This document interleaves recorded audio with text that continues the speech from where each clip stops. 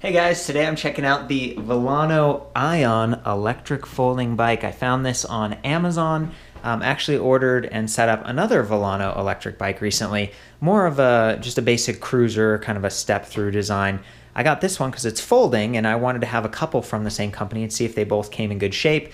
I was trying to target some more affordable electric bikes, and this was $699. Not bad.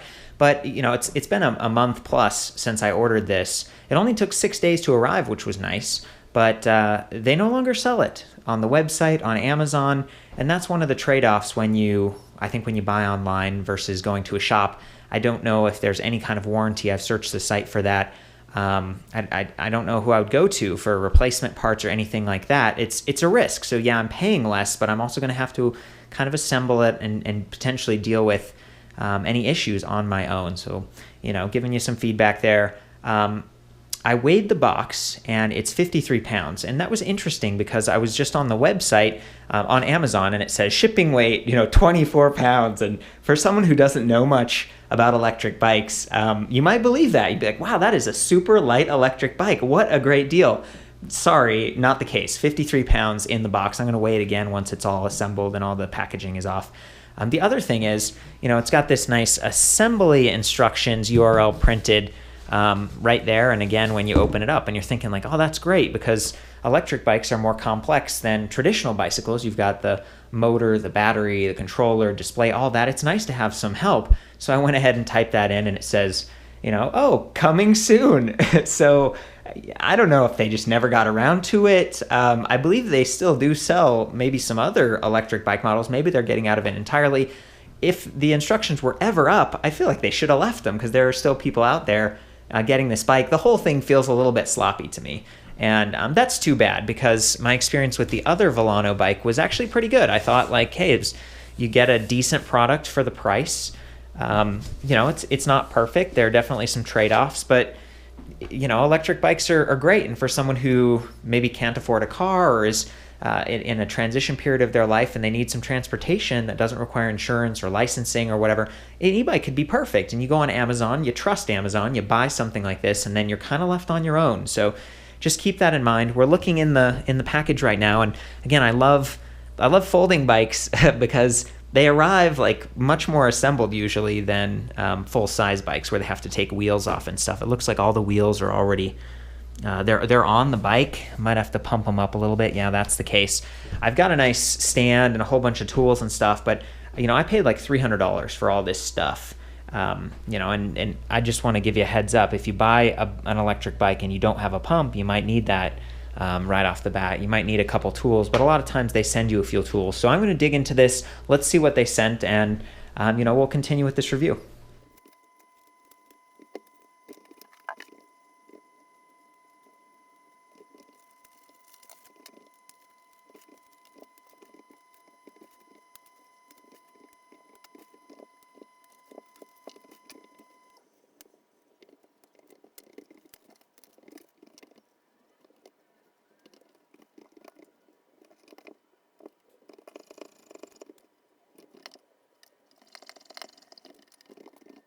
Well, that turned out to be one of the easiest electric bike setups I've had. And again, it's folding. Thankfully, there were instructions buried in there along with the charger. First thing I'm going to do is actually take the battery off using one of these keys and start charging it. But something I noticed during the unpacking and building phase is that the rack is pretty severely bent back here. You can see these two silver marks. That's where the end of the rack was just like smushed down. I thought the packing was actually pretty good. They had a lot of good styrofoam in there, kind of these axle covers so they don't punch through, and even some plastic inside the box. This just kind of happens, and again, that's the difference of buying online.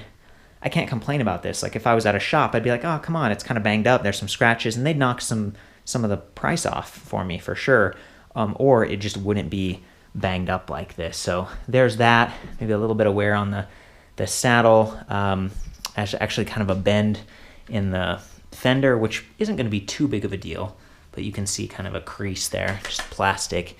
Okay, the bike's all set up, and a question I sometimes get is, how do you stand the bikes? This one actually rests pretty nicely on the pedal as long as that's down, but otherwise it might come into contact with this chain cover, so do be careful.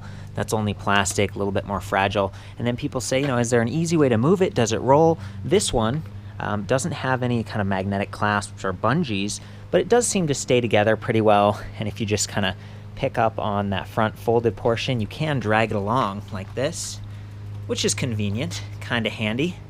I was going to go ahead and put the camera down and show you how it unfolds, but it does have this nice locking clasp. It was a little bit tight in here when I was unfolding it, so that might need to be loosened a little bit, and then just kind of this standard screw with an elongated washer there. It's pretty simple, pretty standard. It does weigh about 42.5 pounds. I was weighing it earlier, and the battery, took that out. It's about 4.9 pounds, so just about 5.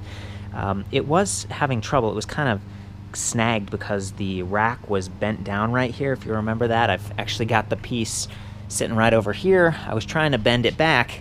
This is just hollow aluminum. It's not very sturdy, and as I was bending it, trying to straighten it out, it broke off.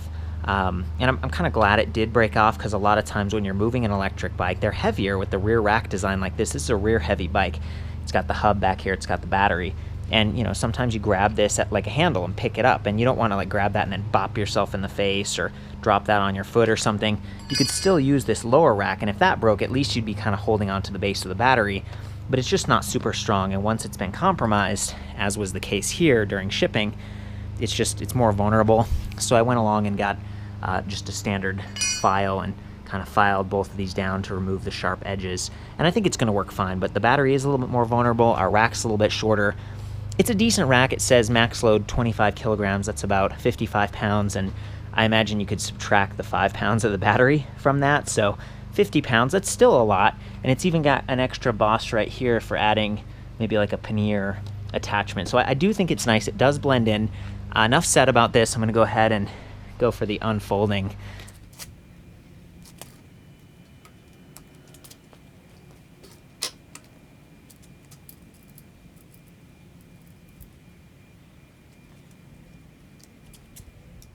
I love that the bike comes with a kickstand. It stands itself up pretty easily. It feels stable and secure. I noticed that down here while I was assembling it, does have a 12 magnet cadence sensor, so it's going to be a little bit more responsive, and it's pretty well tucked in back there. It's got those nice folding pedals where you kind of pull in on the clasp and then bend them. They aren't super strong. They're just plastic. So when you stand up and really start cranking on them, it's decent, but it's not as great as if they were solid aluminum. I also wanted to comment on the cassette back there. So that's a 6-speed cassette. It's just got a Revo shift up here, so kind of a grip shifter. Pretty basic. 6-speed isn't a whole lot, and it's Shimano Tourney, which is kind of their base level component group.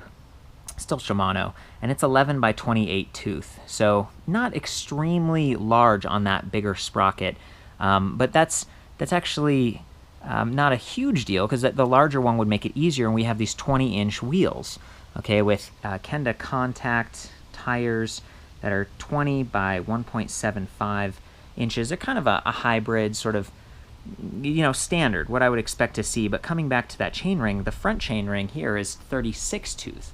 Okay, so it's kind of small, if you can kind of see it there behind the plastic. And then, with only 6 gears, what I found is that at the higher speeds, you can really start to spin and maybe struggle to keep up and hit that like 20 mile per hour top speed. I'm not sure what the official top speed is on this bike. A lot of times folding bikes say like 15 to 18 miles, but this one doesn't have a display panel, so you really can't tell how fast you're going without using some kind of an app. I like that they've got the ergonomic grips and kind of the half grip here. They blend in nicely, but they don't have lockers, and I had to spin both of them, and I actually adjusted the handlebars because they were angled forward, and I did some more adjustments on the brake levers and everything. The brake levers do have motor inhibitors, which is really nice. They're using the same Sparkle linear pull brakes down here. I like the name. Pretty basic stuff, but they do have the motor inhibitor. So it is e-bike specific, and the wires run right through the frame, several of them. So be careful if you're folding and unfolding, as we did earlier, not to pinch those. You can see a wire wrap down here going back to the battery. I wanted to call out some of the dimensions on the bike, just in case you're getting this and wondering if it's gonna, fit maybe in your boat or your RV or whatever. So when it's unfolded, the seat tube length right there where the seat post enters, that's 15 inches. And so that's how I size bikes too. So it's a smaller bike, and it does have that kind of a high or a low step, top tube right there. So the reach is 21 inches and the standover height is 24 inches. So this is actually a taller bike to stand over than the other Vilano kind of step through I was looking at before. A lot of times, newer folding bikes are putting the battery right inside that top tube instead of on the rear rack, and that's what I was talking about before. This one's really rear heavy, but the battery, it's 36 volt, 8.8 amp hours. It's about average size. It's not that heavy, and you get the rack out of the deal. So, that's part of the cheaper design here. It's not the fanciest thing in the world. Let's talk about the folding dimensions. So once it's folded, like it was a moment ago, it's 36 inches long, 17 inches wide, and 28 inches tall. And I think that's, kind of average. The seat post itself is about 330 millimeters tall, so it's a little bit taller than average, and that gives you some good height adjustment. So for someone who's a little bit taller, I'm 5'9", and I do have a longer kind of a pedal stroke, so it's nice to be able to raise that seat up really high. You can see there's like a minimum inset marker right there, so kind of line that up, get the seat straight, go ahead and lock this down here. I like that the frame is reinforced. It does feel pretty strong. It's mostly aluminum, including the cranks and the rack. It is a steel fork, rigid, not super shock absorbing. You kind of got the ergonomic grips, but they're sort of basic. The seat really wasn't very comfortable to me, even though it's sort of a plush hybrid setup. So I would probably go for like a thud buster or body float right here, and that's just going to take some of the vibration out of your ride. And with these smaller wheels, they can fall right into potholes and cracks and stuff. It's just not as comfortable as larger bikes. That's the trade-off when you have a folding bike. But otherwise, it's kind of it. There's the kickstand down there, and then here's the pedal folding mechanism I was talking about before, where you just put your fingers in there and fold it. They work all right. I was noticing earlier that as far as steering, it's a little bit tight, and I can actually feel like bump, bump, bump, bump, bump. It's like a bearing feeling. So I don't know if it's over tightened or just a really cheap bearing that they use, but it doesn't feel super smooth. There's the integrated wires I was calling out before with a little rubber grommet to kind of, clean that up a little bit. Pretty clean cockpit. There's a grip shifter over here. And I'm going to go ahead and power it up in just a second. I wanted to pull out the battery for you, show you what that looks like. Careful not to pinch your fingers right here with the extra bars. If you pull this out, it's what we were looking at before. It says Broadline Energy Technology.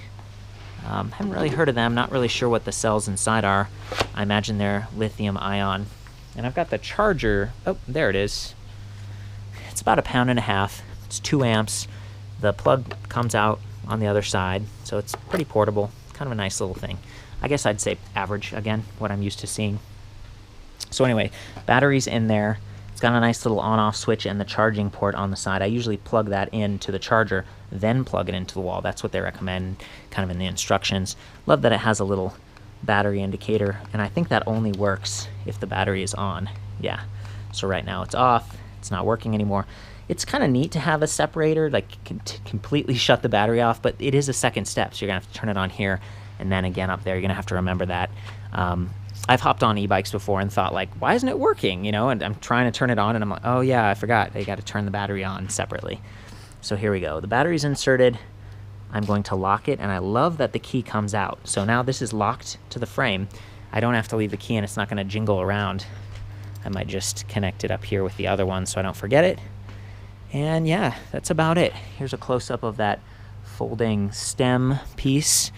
And then there's that slider that I was talking about right here that gets a little bit tight. You kind of have to rattle it around to get it to unlock. But it does work. Gets the job done, and it's nice that it's extra safe. Pretty handsome color scheme here. I think it's kind of like masculine, I guess, with that bright green, but I don't know. I guess it could work for him or her. Plastic fenders with mud guards. This one's straightened out a little bit. I was able to get some of the bend out of it, and they aren't rattling a whole lot. No quick release on this bike. It's just standard nuts on the end of 11 millimeter. Quick disconnect on the power going to the motor. And I think that's a pretty in-depth look at everything, there's a close-up of the tire tread we were talking about earlier. 13 gauge spokes, so pretty sturdy. The wheels seemed pretty straight. All in all, this was a really easy bike to build. I think a lot of folding electric bikes will be, as mentioned earlier, they come folded. They don't have to take them apart. After a little bit of screwing around, it didn't come with any tools. I had to have my own pump. I had to have my own like hex set so I could adjust the stem and everything. But it worked out, and I do like that they've got the wires kind of bundled nicely. It's a good setup. So I might go ahead and hop on this thing and do a little ride test. Okay, I'm all set up, getting ready to take a ride and just show you how everything works. It's nice. It's not such a huge reach. You know, I'm able to extend my leg pretty well. I'm able to reach the bar. There isn't a height adjustment and there's no angle adjustment, but the way it's set up for me at 5'9", it feels good. It feels comfortable. My head is up. I can see where I'm going. I can reach the shifters and everything. So the battery's on. I just press power for a couple seconds here and it lights up and tells me, okay, I got 4 out of 4 bars. Means the battery's completely full. Starts me in assist level 1. Of course, I can arrow up to 3 and get even more power, but then that's gonna, use the battery a little bit faster. I'm gonna start there just so you can hear the motor. Online, it said it was rated at 240 watts, which is weird. I'm used to hearing like 250, 350, 500, so 240, I don't know. And then I don't know the peak output. I also don't know the brand. It's just a generic internally geared hub. They tend to be light. I like that this one's silver. It blends in nicely with the spokes and the fenders. It's just very like generic, but not necessarily bad. It's not super heavy. I noticed that the seat was twisting a second ago, so I might need to tighten that a little bit more here. Yeah, I'm gonna hop on and just give it a go.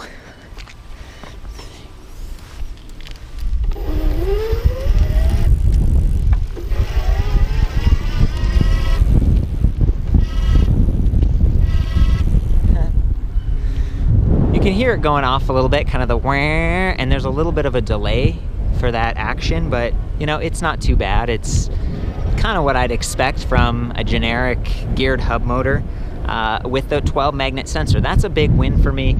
You don't have to push very hard with a cadence sensor, you just have to move. So I can just slowly move my feet here. I'm not even pushing, I'm just moving, and it's activating that cadence sensor, kind of like a throttle. Whoa, probably don't want to do no hands on this bike. It's a little bit squirrely with those 20-inch tires. Yeah, and it kind of leans a little bit to the side. It could probably use a little bit better tune-up, but it's nice that just sort of a novice like me could put this together, get it out there with basic tools and be just fine. Of course, you can always go to your local shop and try to get them to help you out, or call a mobile bike repair service like VeloFix to do it as well. I like that the motor's in the back because it's going to get better traction than if it's up front, especially for a light bike like this. A lot of times the front motor design, it'll spin the tires a little bit, and it just doesn't give you the same kind of traction. So I'm going to hop on one more time, and this time I'm going to shift gears all the way up to the 6th gear, just for like the hardest, and try to show you the kind of the cadence that I was talking about. So I'm all the way up, I'm in the highest gear. I'm going to try to switch hands. There we go. And now watch.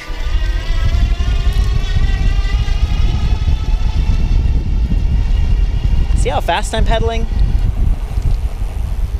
It probably does get up to 20 miles per hour, but I feel like a circus clown. I'm like, pedaling super fast, and it's because I don't have those higher gears. It's because the chain ring up front is a little bit smaller. That's the thing when you're using 20-inch wheels. They're going to rotate more times per distance than a larger wheel would, which means that your pedaling is also going to speed up. So you kind of have to account for that when you're gearing a bike. And I feel like they kind of skip that. But on the bright side, this thing works really well for climbing. Any smaller wheeled bike is going to have a mechanical advantage for the motor. So even though this is a smaller 240 watt motor, like it actually, it does pretty well. It feels like it's giving me a lot of power. I'd go through the rocks or grass or something, but it's kind of jarring. Again, there's no suspension here or anything. It's an aluminum frame, so it's kind of like, it's not the most fun to go over bumps with. Might kind of shift down. I'm gonna take it to eco. I don't quite know what that does. I'm not hearing anything.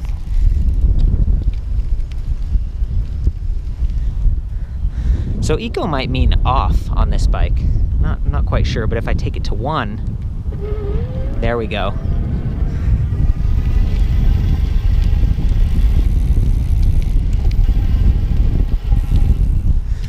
Still felt like I was getting a lot of power off the line, so kind of that jerky, like, initial burst of energy. It just doesn't get me going as fast. Probably only going like 7 or 8 miles per hour right now. Then I go up to 2, it takes me a little faster, and 3, you know, that's kind of how it works. So yeah, just like the other Vilano, I'm pretty impressed. For $700 off Amazon, this could be a lot worse. Yeah, some of the parts are generic and everything, and frankly, yeah, I'm pretending the company is still selling it, right? Because like that's a huge loss. You can't buy this bike right now, from what I can tell. You might find it at a garage sale or something. If you do, it's a decent bike. The only concern I would have is about replacing that battery someday after 1,000, 1,500 cycles. You know, what do you do then? Love that it locks. I like the look of the thing. It's decent. For the full write-up on this Vilano ION folding electric bike and some other folders, check out ElectricBikeReview.com. Leave your comments, sound off, and I'll see you on the next review. Ride safe.